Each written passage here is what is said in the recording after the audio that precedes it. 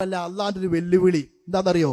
ഇന്നല്ലദീന തദ്ഊന മിൻ ദൂനില്ലാഹ്, അള്ളാഹ്ക്ക് പുറമെ നിങ്ങൾ ദുആ ചെയ്യുന്ന ആളുകള് ഇബാദുൻ അംസാലുക്കും, നിങ്ങളെപ്പോലെയുള്ളവരാണ്, നിങ്ങളെപ്പോലുള്ള മനുഷ്യന്മാരാണ്.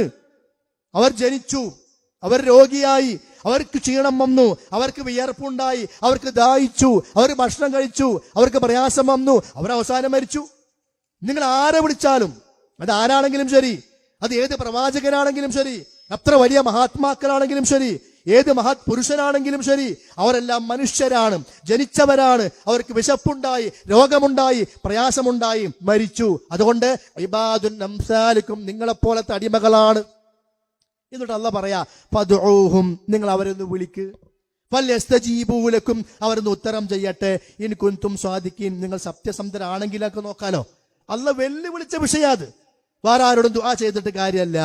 മാത്രമല്ല, പരലോകത്തേക്ക് എത്തിയാൽ അല്ലാഹ് പറയാണ് വഖീല ദുഊ ശുറകാഅക്കും, നിങ്ങളുടെ പങ്കാളികളെ വിളിക്ക്, കൈപിടിക്കും എന്നല്ലേ പറഞ്ഞത്, യഹലോകത്തും പരലോകത്തും സഹായിക്കും എന്നല്ലേ പറഞ്ഞത്. മുരീദി തമസ്സക് ബി വകുൻ ബി വാസിഖ ഫഅമീക ഫിദ്ദുനിയാ വയൗമൽ ഖിയാമത്തി.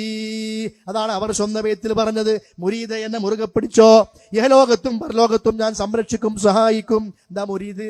ഷെയ്ഖിനെ മുറുകെ പിടിക്കാന്ന് പറഞ്ഞാൽ ഷെയ്ഖിന്റെ ത്വരീഖത്തിന്റെ ആളാകുക.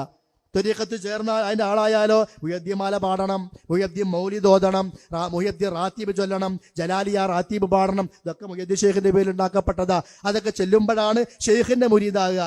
അങ്ങനെ മുരീദി തമസ്സക് ബി വകുൻ ബി വാസിഖ ഫഅമീക ഫിദ്ദുനിയാ വയൗമൽ ഖിയാമത്തി.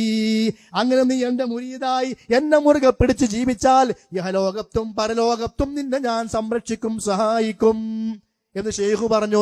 ഷെയ്ഖ് അത് പറഞ്ഞിട്ടില്ല. അല്ലാഹു തആല പറയാണ് ആരെങ്കിലും ഉണ്ടോ വിളിക്ക്. പരലോകത്ത് അല്ലാഹ് പറയാ വിളിക്ക്. അപ്പോ ഇവരെന്ത് ചെയ്യും? ഫദഊഹും, വിളിച്ചു നോക്കും. ഇത് ഖുർആനാ പറയണത്, സൂറത്തുൽ ഖസസ് 64-ാമത്തെ ആയത്ത്. വിളിച്ചു നോക്കും.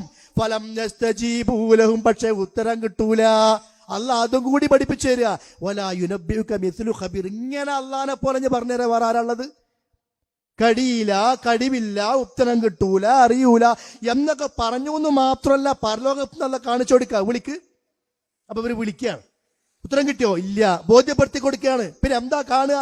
വറഅഉൽ അദാബ്, പിന്നെ ശിക്ഷയാണ് കാണുന്നത്. എന്താ കാരണം? ഇന്നഹു മൻ യുശ്രികു ബില്ലാഹ് ഫഖദ് ഹറമല്ലാഹു അലൈഹിൽ ജന്ന. ആരെങ്കിലും ശിർക്ക് ചെയ്താൽ സ്വർഗം നിഷിദ്ധമാണ്. ഇത് നിസ്സാര കാര്യമല്ല, ചില്ലാനം കൊണ്ടുള്ള കളിയല്ലത്. സ്വർഗം നിഷിദ്ധമാണ്. അവന്റെ അഭയസ്ഥാനം നരകമാണ്. അക്രമികളെ സഹായിക്കാൻ ആരും തന്നെ ഉണ്ടാകുന്നതല്ല. ആരാ അക്രമികൾ? ഏറ്റവും വലിയ അക്രമം ഇന്ന ശിർക ലദുൽമുൻ അളീം. മനസ്സിലായോ സഹോദരങ്ങളെ? ഒരാൾ കള്ളുടിച്ചു, ഒരാൾ വ്യഭിചരിച്ചു, അല്ലെങ്കിൽ ഒരാൾ മോഷ്ടിച്ചു, അതൊക്കെ മഹാപാപങ്ങളാണ്. ഇത് ചെയ്തിട്ട് തൗബ ചെയ്താൽ അത് പുറത്തു കൊടുക്കും. ഈ വിഷയം പഠിക്കണേ. തൗബ ചെയ്താൽ അല്ലാഹ് പുറത്തു കൊടുക്കും. ഒരാൾ തൗബ ചെയ്യാതെ മരിച്ചു, വ്യഭിചരിച്ചാണ് മരിച്ചു, അല്ലെങ്കിൽ പലിശ വാങ്ങിയിട്ടാണ് മരിച്ചുപോയി, പക്ഷെ അദ്ദേഹം തൗഹീദുള്ളവനാണ് എങ്കിൽ അള്ളാഹു എന്ത് ചെയ്യും? രണ്ട് തീരുമാനത്തിൽ ഒന്നെടുക്കും. യഗ്ഫിറു ലിമൻ യശാ വയുഅദ്ദിബു മൻ യശാ. അല്ലാഹ് ഉദ്ദേശിച്ചാൽ പുറത്തു കൊടുക്കും, ഒരു ശിക്ഷയില്ല, നേരെ സ്വർഗത്തേക്ക് പറഞ്ഞയക്കും. അത് അള്ളാഹിന്റെ ഇഷ്ടമാണ്. യഹ്കുമു മാ യശാ. അല്ലാഹ് ഉദ്ദേശിക്കുന്നത് തീരുമാനിക്കും, വിധിക്കും, ഉദ്ദേശിക്കുന്നത് പ്രവർത്തിക്കും.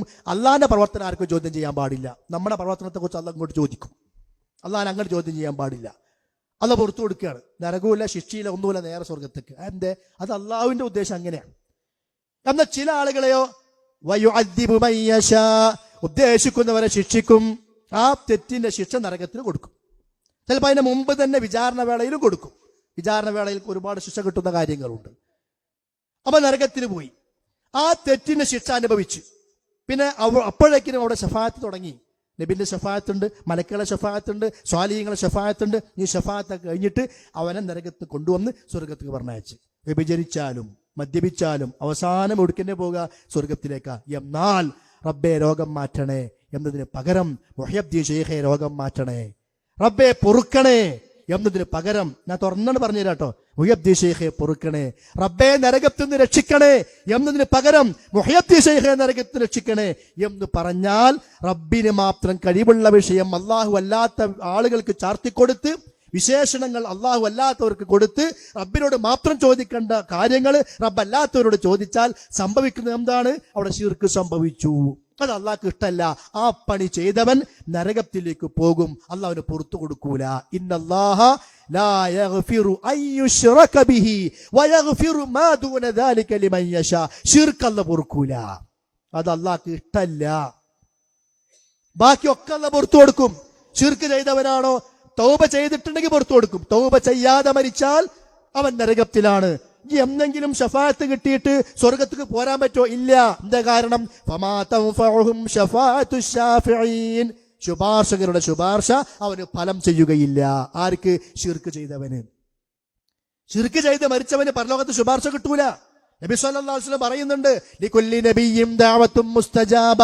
എല്ലാ നബിമാർക്കും പ്രാർത്ഥിച്ചാൽ ഉത്തരം കിട്ടുന്ന പ്രാർത്ഥനയുണ്ട്. അതൊക്കെ അവർ ദുനിയാവെന്ന് പ്രാർത്ഥിച്ചു കഴിഞ്ഞു. എന്നാൽ അനസ്തബഖൈതു ദഅവതി ശഫാഅത്തൻ ലി ഉമ്മതി യൗമൽ ഖിയാമ. എന്റെ ദുആ അല്ലാഹു ഉത്തരം തരാമെന്ന് ഉറപ്പ് പറഞ്ഞ ചാൻസ് എനിക്കുണ്ട്. അത് എന്റെ ഉമ്മത്തിന് വേണ്ടി ഞാൻ പരലോകത്തേക്ക് മാറ്റി വെച്ചിരിക്കുകയാണ്. നമ്മോടുള്ള സ്നേഹമാണത്, ഈ ഉമ്മത്തിനോട്. വഹിയ നായിലത്തുൻ ഇൻഷാ അല്ലാഹ്. ഇൻഷാ അല്ലാഹ് അത് ലഭിക്കുക തന്നെ ചെയ്യും. നിബന്ധനയുണ്ട്. എന്താ നിബന്ധന? മൻ മാത മിൻ ഉമ്മത്തി ലം യുശ്രികു ബില്ലാഹി ശൈആ. എന്റെ ഉമ്മത്തിൽ നിന്ന് ശിർക്ക് ചെയ്യാതെ മരിച്ചു പോയവന്. കണ്ടോ? എന്തിനും വേണം തൗഹീദ്. മയ്യത്ത് നമസ്കാരം സ്വീകരിക്കണോ? തൗഹീദുള്ളവന്റെ 40 പേര് നമസ്കരിച്ചാൽ അല്ലാഹ് സ്വീകരിക്കുന്ന ഹദീസുള്ളത്. കുറെ ആളുണ്ടായിട്ട് വലിയ കാര്യമൊന്നുമില്ല. ശിർക്ക് ചെയ്യാത്തവനായിരിക്കണം. ഖബർ ശിക്ഷയിൽ നിന്ന് രക്ഷപ്പെടണോ? ശിർക്ക് ചെയ്യാത്തവനായിരിക്കണം. പരലോകത്ത് നിങ്ങൾ എത്ര ആകാശം മുട്ടെ ഹദീസിൽ കാണാം, നിങ്ങൾ ആകാശം നിറയെ പാപങ്ങളുമായി വന്നാലും ലം യുശ്രികു ബില്ലാഹി ശൈആ, ശിർക്ക് ചെയ്തിട്ടില്ലെങ്കിൽ നിങ്ങൾക്ക് ഞാൻ പുറത്തു തരും. അല്ല, ശിർക്ക് ചെയ്തു വന്നാലോ നരകമാണ്. അതുകൊണ്ടാണ് ഈ വിഷയം ഇങ്ങനെ പറയുന്നത്.